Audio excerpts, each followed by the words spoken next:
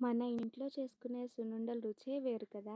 ఈ చిన్న చిన్న టిప్స్ ఫాలో అయితే ప్రతిసారి పర్ఫెక్ట్‌గా వస్తాయి. పదండి ఈరోజు కలిసి చేసుకుందాం. ముందుగా ఒక గిన్నెలోకి 2 కప్పులు మినపగుళ్ళు తీసుకొని, దానిలోకి కొంచెం నెయ్యి వేసుకొని, లో ఫ్లేమ్ మీద మంచి గోల్డెన్ కలర్ వచ్చే వరకు, సువాసన వచ్చే వరకు వేయించుకోవాలి.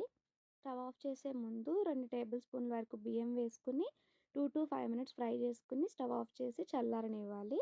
పూర్తిగా చల్లారిన తర్వాత మిక్సీ జార్‌లోకి 3 యాలకులు వేసి వాటితో పాటు మినపప్పును గూడా వేసి మెత్తని పౌడర్ చేసుకొని పక్కన పెట్టుకోవాలి. ఇప్పుడు మనం తీసుకున్న 2 కప్పులు మినపప్పుకి 2 కప్పులు బెల్లం అయితే సరిపోతుంది. ఇంకొంచెం స్వీట్ ఎక్కువ తినాలనిపిస్తే ఇంకొంచెం బెల్లం యాడ్ చేసుకోండి. ఆ రెండిటిని కలిపి మిక్సీలో మెత్తని పౌడర్ వచ్చే వరకు మిక్సీ పట్టించుకోవాలి. తరువాత కొంచెం నెయ్యి కరిగించుకొని ఆ నెయ్యిని మిశ్రమంలో కొంచెం కొంచెం పోస్తూ కలుపుకోవాలి. లడ్డు పట్టేంత వరకు మాత్రమే నెయ్యి పోయండి. మరీ ఎక్కువొద్దు.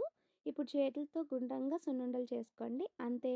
చూడండి, అమ్మ చేతి రుచిని గుర్తు చేసే సాఫ్ట్ అండ్ టేస్టీ సున్నుండలు రెడీ. మీరు కూడా ఒకసారి ట్రై చేసి ఎలా వచ్చాయో కామెంట్స్‌లో చెప్పండి. Thank you for watching. ఇంకొక మంచి వీడియోతో మనందరం మళ్ళీ కలుద్దాం.